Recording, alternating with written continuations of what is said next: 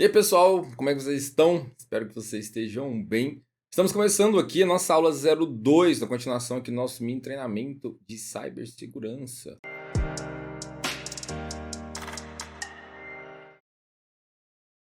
Nessa aula aqui a gente fala propriamente dito aqui, né, a introdução à cibersegurança. Nossa agenda aqui, a gente vai fazer uma introduçãozinha, falar um pouquinho sobre as áreas de segurança da informação, conceitos de redes e protocolos, ameaças cibernéticas modernas e práticas de defesa. Uma aula bem tranquilinha, tá? Talvez ela fique até um pouco mais curta aí, porque por mais que os temas aqui sejam bem aprofundados, cada tema aqui daria aí umas 2, 3 aulas tranquilamente, ou até um outro mini treinamento, um treinamento propriamente dito mesmo aqui. Aqui a gente fez só um overview mesmo, até para vocês verem, né, o que a gente vai aprofundar mais no treinamento da Security Plus e o que a gente precisa mesmo de conhecimento para poder atuar na área. Bom, começando a falar aqui sobre segurança da informação versus cibersegurança, por mais que não seja bem versus, né? Seria só para a gente diferenciar mesmo aqui. Antigamente a gente sempre falava de segurança, e agora veio esse termo de cibersegurança. E se a gente pudesse fazer uma diferenciação de forma bem simples, como que a gente faria isso? Segurança da informação está vinculado aqui à proteção de todas as formas de informação. Desde informação impressa, digamos assim, uma segurança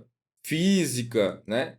E já a cibersegurança, ela está vinculada mais especificamente à parte aqui de sistemas, redes e dados digitais. Então, normalmente, quando a gente está falando especificamente de sistemas, parte de redes ali, a parte da aplicação, digamos assim, a gente está falando de cibersegurança. E a segurança da informação, ela seria um pouco mais ampla, digamos assim. Cibersegurança estaria contido dentro de segurança da informação, se a gente fosse fazer um paralelo aí com teoria dos conjuntos, tá? Então, segurança da informação aqui vai tratar, por exemplo, segurança física, políticas de segurança, essa parte administrativa, e cibersegurança seria a parte de implementação disso, de proteção, de defesa disso, entendeu? Isso assim, essa diferenciação de forma bem tranquila, bem básica mesmo, tá? Por mais que na prática essa diferenciação de termo não considere ser tão relevante a ponto de fazer alguma confusão ou algo do tipo, tá? É mais assim, uma diferenciação mais técnica mesmo, mas falar um ou outro não tem tanta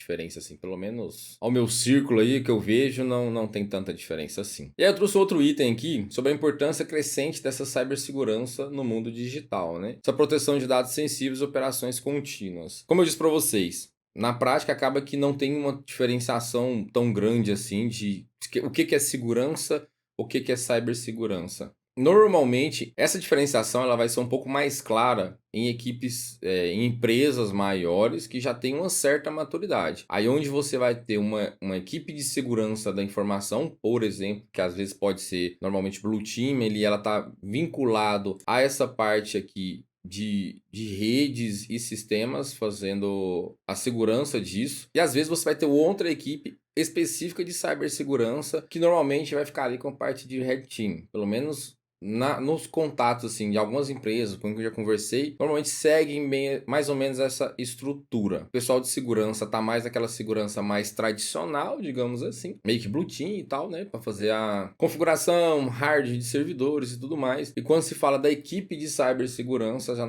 normalmente está vinculado à parte de Red Team, mas havia outras também que esse pessoal de cibersegurança trata com políticas de segurança da informação. Então, sim, não, por isso que eu tô falando para não se atentar tanto a esses termos, porque isso vai depender de empresa para empresa como que vai ser aplicado isso. Nessa parte de proteção de dados sensíveis, você já sabe, mas não custa lembrar, né, que tudo hoje está digitalizado, tudo está informatizado. E aí a cibersegurança tem um papel importantíssimo nesse ponto de fazer essa segurança desse tipo de dados, desse tipo de informação, né, de sistemas, enfim, para o quê? A gente tem aqui, ó, operações contínuas, continuidade de serviço, continuidade de negócio, que é você ter o mínimo possível de indisponibilidade ali no seu ambiente, nos seus sistemas, para N motivos que a gente vai ver aí sobre parte de reputação, né? Se seu sistema cai muito, acaba que sua empresa perde um pouco de reputação. Pode acabar perdendo, né, recurso financeiro. Imagina aí um Facebook, um Instagram, quanto se eles ficar parado por um minuto, né? Quanto que eles não perdem de faturamento ali. Ao contrário, às vezes, de, sei lá, um cliente seu ou algum parceiro que tem um site que ele é só um cartão de visita, digamos assim.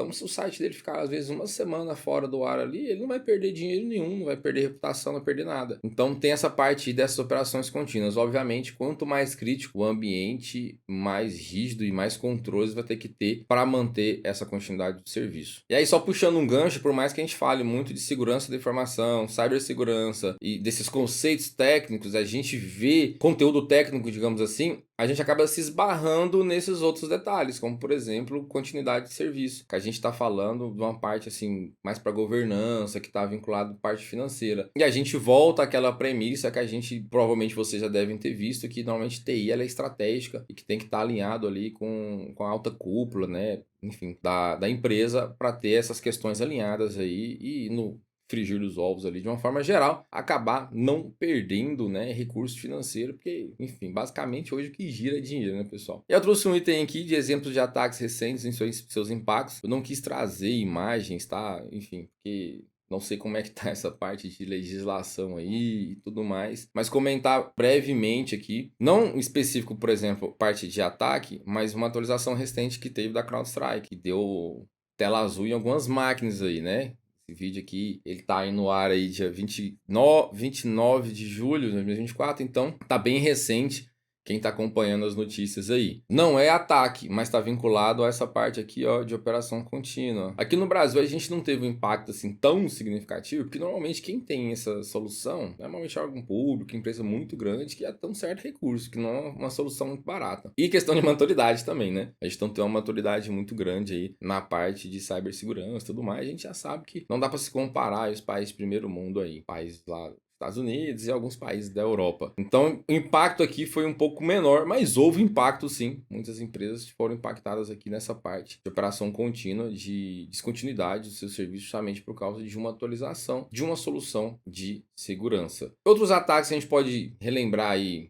Aquele daquela lojinha vermelha, né? Que ficou uma semana fora. Aquela que você gosta de comprar chocolate, sabe? É essa mesmo aí. Teve outra de roupa também, que teve um incidente aí que ficou... Acho que foi ransomware que pegou, né? Uma loja de fast fashion aí. Teve um banco de Brasília também, de cooperativa, que também teve ataque, vazamento de dados. Então, assim, são empresas grandes, que às vezes a gente olha assim, nossa, mas essa empresa provavelmente ela investe em segurança. E investe, mas às vezes não o suficiente. Do que eu sempre falo e volto a repetir, a maioria das empresas não levam segurança a sério até sofrerem algum tipo de desastre assim pesado, né? Então, eu acho que está um pouco vinculado com a ideia do brasileiro de não se proteger. Por exemplo, às vezes a pessoa só coloca uma proteção em casa, por exemplo, uma cerca elétrica, uma concertina, alguma coisa, depois que é roubada, né? Antes disso, a pessoa, vai acontecer isso não vou mexer com isso não. Então, espera acontecer para depois se proteger. Só que alguns desses acontecimentos podem ser muito grandes, catastróficos e acabarem sumindo com a empresa do mapa, né? Então, enfim, esses detalhes aí. Não quis trazer imagens aqui justamente para não ter problemas aí. Mas se vocês pesquisarem relacionado a essas informações que eu dei para vocês aí, provavelmente quem também já tem um certo contato com TI vai lembrar desses ataques que eu comentei aí. Até porque teve meme pra caramba, né? No LinkedIn lá, tipo, abriu um monte de vaga aqui da equipe de segurança dessas empresas que foram comprometidas justamente por conta disso. Me lembro também que aqui em Goiânia uma TV local também foi vítima de ataque de ransomware. E aí, só puxando mais um gancho, porque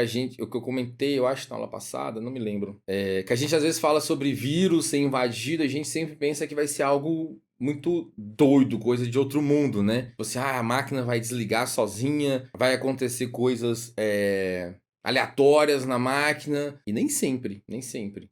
Nesse caso mesmo da TV local que teve aqui em Goiânia, depois que eles voltaram ao ambiente e tudo mais, descobriram que o APT ali, o sócio, a sociedade oculta, ela estava mais de mês. O cara estava mais de mês fazendo lateralização e comprometendo o sistema. Então pensa, mais de mês ali alguém do seu ambiente e ninguém detectou. Então às vezes a gente acha que, e se eu pegar vírus, pegar um ranço aqui, vai mudar todas as janelas. Não, não vai. Às vezes não vai acontecer nada e pode ser que o atacante ele fique por muito tempo ali fazendo a infiltração de dados do seu ambiente até o momento que, sei lá, ele vai querer travar tudo e pegar algum dinheiro. Beleza? Então essa parte de introdução aí, a gente conseguiu diferenciar segurança da informação com cibersegurança e comentar um pouquinho dessa importância, né? Porque por mais que óbvio a gente já sabe que isso seja óbvio, é bom a gente reforçar e compartilhar esses dados aí. Bom, e aí nesse slide aqui a gente fala um pouquinho aqui sobre o que é segurança da informação e algumas divisões. Por mais que no slide anterior a gente tenha falado aqui que cibersegurança, seja proteção de sistemas, redes e dados digitais,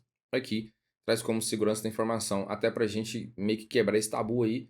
Existe essa diferença, mas na prática não tem tanta relevância a gente fazer essa diferenciação aí. O que é segurança da informação e quais são as suas áreas aqui, né? Trouxe a área aqui de segurança de redes, aplicações, dados e incidentes. Ou são somente essas áreas? Não, mas eu trouxe algumas aqui para a gente comentar um pouquinho. Parte de segurança de redes. Quando a gente vai falar de segurança de rede, a gente vai falar de quê? Proteção aqui da infraestrutura de rede. Olha aqui, a gente já está falando de quê? Você colocar no mínimo ali, fazer no mínimo uma segmentação lógica da sua rede, dependendo da criticidade, talvez uma segmentação física. Colocar um firewall ali de borda, né? Um firewall de rede, um IDS, um IPS, um fio de conteúdo, alguma coisa do tipo assim, para justamente você fazer esse travamento aqui, ó, na parte de rede. Que a gente já está falando ali de camada 3 e tudo mais, né? 2 e 3. O modelo OSI que a gente vai ver nos próximos slides. Então, parte de rede ali, a gente tem que fazer esse tipo de segurança. Subindo um pouco mais, a gente vai para a aplicação. Aqui ele traz na parte de ciclo de desenvolvimento, tá? Ciclo de desenvolvimento aqui de software. Dependendo da sua empresa, pode ser que às vezes você não tenha um desenvolvimento interno, que você simplesmente só use software de terceiro. Ah, eu não vou ter que fazer esse controle de aplicação? Depende. Por exemplo, se você, sei lá, sua empresa de contabilidade, você usa um software que é local ali, não tem acesso a externo, você tem contato somente com a receita, enfim. Você precisa fazer um controle mais rígido disso? Talvez não seja necessário. Mas se o seu sistema, por exemplo, ele é web e tem usuários externos, você precisa fazer um tratamento um pouco mais restritivo. Tanto na parte aqui do ciclo de desenvolvimento, se for você que desenvolve. Se não for você que desenvolve, você tem que fazer pen testes e testes de vulnerabilidades em cima desse terceirizado que você contrata ou que você comprou o software para ver se esse software não vai ter problema. E internamente você também pode fazer uma utilização de um WAF, que seria um firewall de aplicações. A gente viu nas aulas passadas aí. Tá aí com um pezinho aqui em rede? Mais ou menos. Ele é um firewall, mas ele vai pegar um firewall, vai ser um firewall somente de aplicação. Não está tão vinculado aqui a essa parte de segurança e ciclo de desenvolvimento. Então, para a gente ver que dentro de cada área de segurança, a gente tem um mundo enorme ali com essa parte de... Quando a gente vai se especializando mais, né?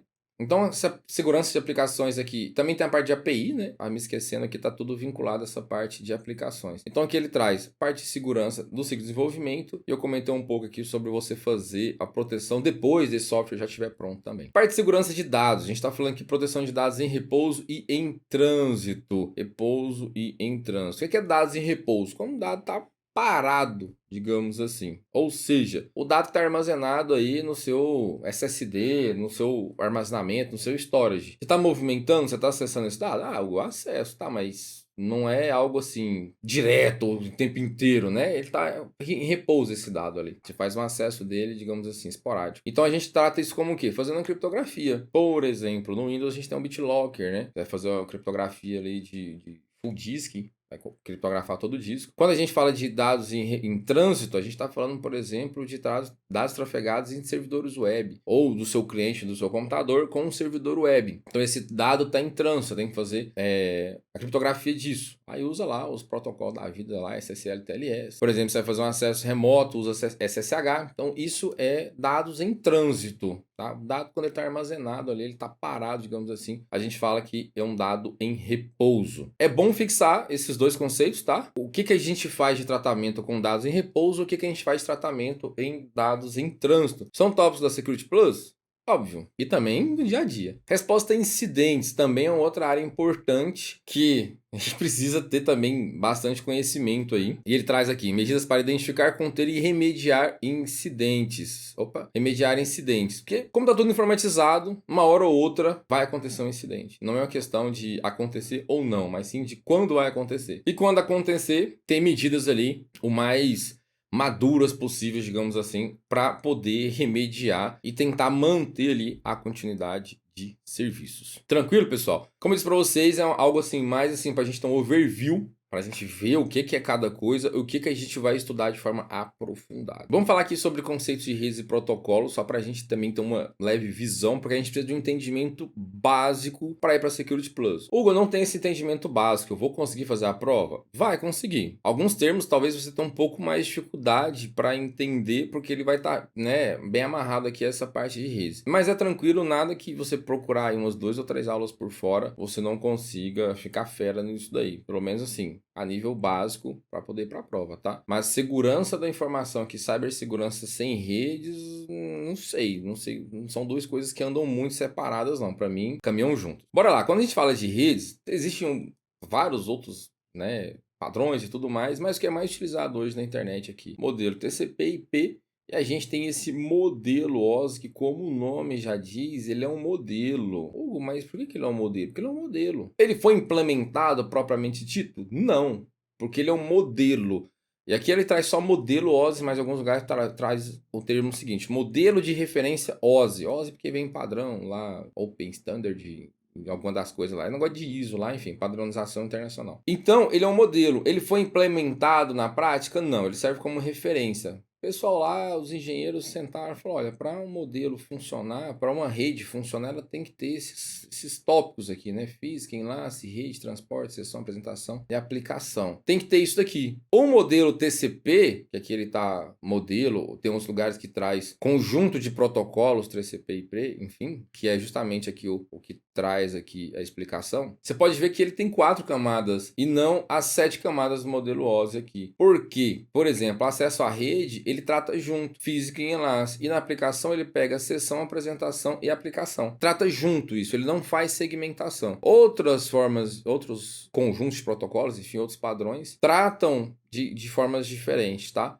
Mas a gente não vai adentrar nisso porque é coisa que nem é tão utilizado assim. Já foi no passado, mas nem é utilizado assim. O que você precisa entender disso? Normalmente, quando a gente estuda, por mais que a gente está aplicando o modelo TCP/IP, a gente faz meio que um estudo ou comparação em cima do modelo OSI. Como assim? Quando eu falo, por exemplo, lá de camada 3, eu estou falando aqui de camada de rede.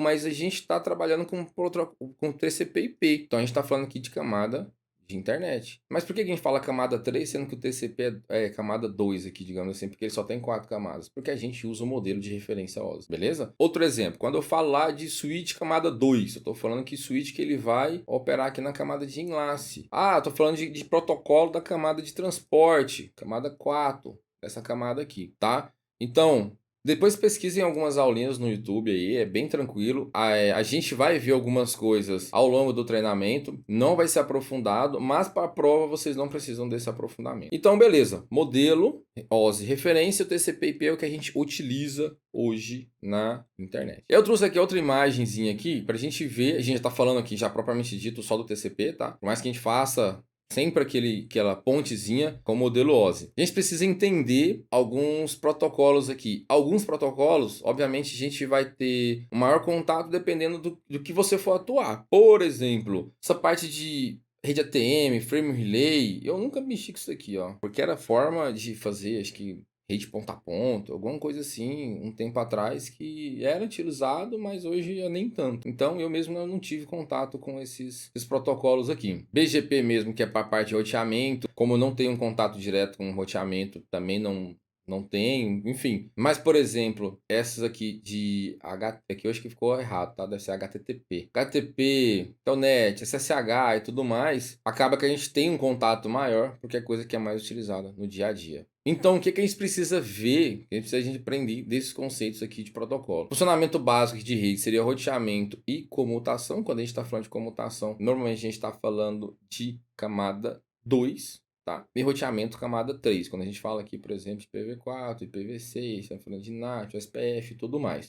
Alguns protocolos essenciais, HTTP, HTTPS, FTP, DNS, tudo, enfim, mais voltados aqui para a camada de aplicação. E também um pouquinho aqui de camada de transporte. Tranquilo? Hugo, mas aí eu não sei nada, é muita letrinha. Não adianta você querer aprender isso daqui só por decorar, se você não trabalhar com isso todo dia. Vai ser um tempo assim que você vai se dedicar muito pesado e dificilmente você vai fixar isso. Como é que dá para fixar isso? Fazendo laboratório, tá? que a gente também tem, e vai ter um dos planos do nosso curso, lá do nosso treinamento da Security Plus, vai ter pacote de laboratórios que você vai poder fazer pelo navegador web e tudo mais, bem tranquilo. Você acaba tendo contato com isso daqui, acaba fixando um pouco mais.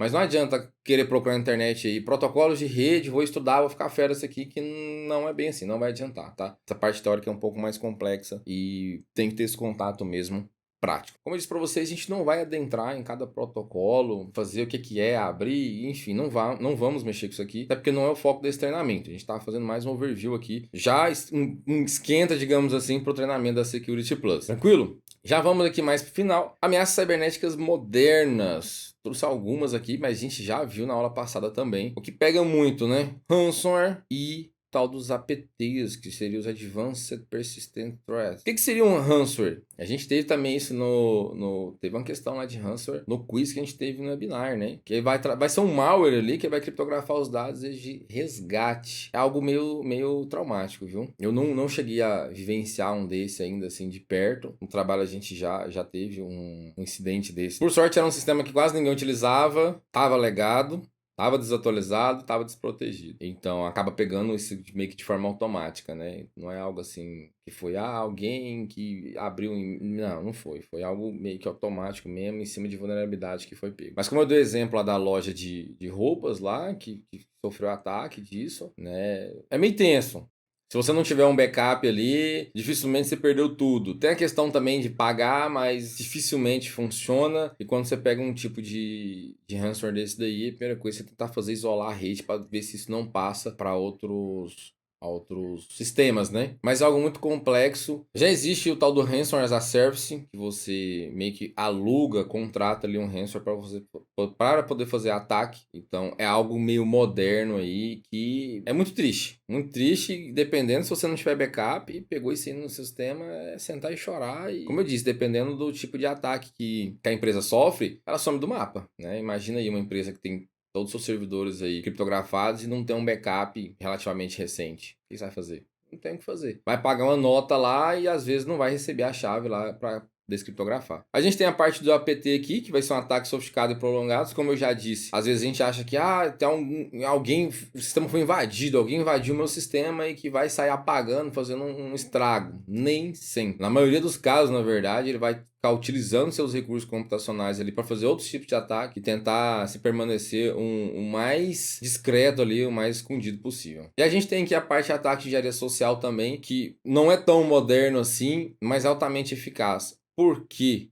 Entra aqui na parte aqui, ó, de manipulação psicológica. Em cima de quem? Em cima de seres humanos, que a gente já sabe que normalmente é a parte mais fraca ali de todo o ciclo ali, né, de segurança. Acaba sendo um ponto fraco, parte de usuário, e normalmente funciona. Na maioria das vezes que eu vejo notícia em jornais, né, tal sistema foi invadido, os hackers foram presos, não sei o quê. Esse dia pra trás mesmo eu vi eu acho que foi da Caixa Banco do Brasil, eu acho. O pessoal estava desviando não sei quantos milhões, que eles estavam instalando roteadores nos caixas eletrônicos. Eu já, oi, né? Já fica meio assim, cara.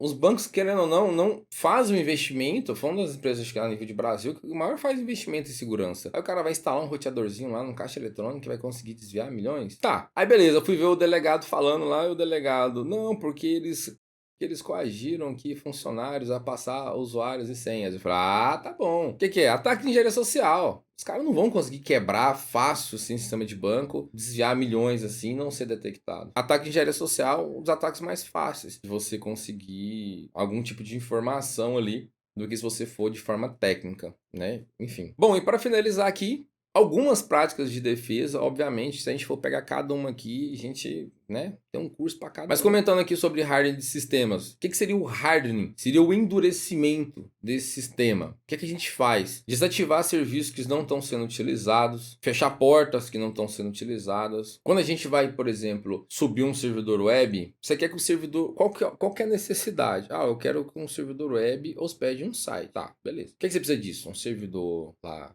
web, né? Um PHP da vida, um banco de dados, sei lá, qual que seja, um acesso remoto, um SSH, estourando um TCP, alguma coisa assim. Você vai colocar lá outros tipos de sistema, dependendo do servidor, nem interface gráfica ele vai ter. Você vai gastar recursos com interface gráfica, sendo que você só quer hospedar um sistema. Então tá ligado nessa parte de hardening aí. Você desativar serviços que não vão ser utilizados. Ainda nesse exemplo do servidor web, eu instalei lá um Ubuntu, ele veio com um servidor cups lá de impressão. Pô, mas você vai imprimir alguma coisa que esse servidor, que às vezes está até na nuvem? Não, desativa isso então. Então quanto mais enxuto o seu sistema, menor vai ser a sua superfície de ataque. Então hardening está vinculado a isso aqui, tá? Você fazer o endurecimento do seu sistema de modo a diminuir a superfície de ataque. Ou seja, os pontos que possam ocorrer algum tipo de vulnerabilidade. Beleza? Monitoramento de redes aqui é uma parte que você tem que ter um monitoramento tanto de saúde do seu ambiente, processamento, memória, quantidade de conexões, tá? Para saber se você definiu uma baseline, ou seja, uma linha base de configuração ali ou de utilização, para você saber quando vai ter uma normalidade. O meu sistema aqui ele sempre usa X de processador, X de memória e em média tantas conexões. Pô, a conexão aqui num sábado à noite está o dobro. Tem algo errado. Alarme, detecta. Coloca ali para detectar e alertar o alarme e talvez fazer algum tipo de ação. Então tá vinculado essa parte de monitoramento aqui, porque você precisa ter conhecimento do seu ambiente. E práticas de criptografia, proteção de dados em trânsito e repouso, que a gente já viu. Aí entra aqui mais às vezes em repouso, mais em trânsito, na verdade, aqui, porque normalmente você vai estar com um servidor web ali, fazendo entrega de serviços, e esses serviços eles precisam ser criptografados, né? A gente já sabe tranquilo essa parte de criptografia, quem sabe pode ser snifado a rede, ver os dados em branco, por mais que hoje a maioria dos sistemas já estão tudo em HTTPS, né? Sistemas web. É raro você ter algum sistema aí em texto em claro. Então, às vezes, você fazer sniff de rede é perda de tempo. Bom, pessoal, beleza? Vimos aí que são muitos tópicos, né, para a gente tratar, mas esse primeiro contato aí é importante para a gente já chegar com um certo embasamento lá no treinamento da Security Plus. Bom, é isso. Espero que tenham gostado. Forte abraço. Vejo vocês na próxima aula. Até lá.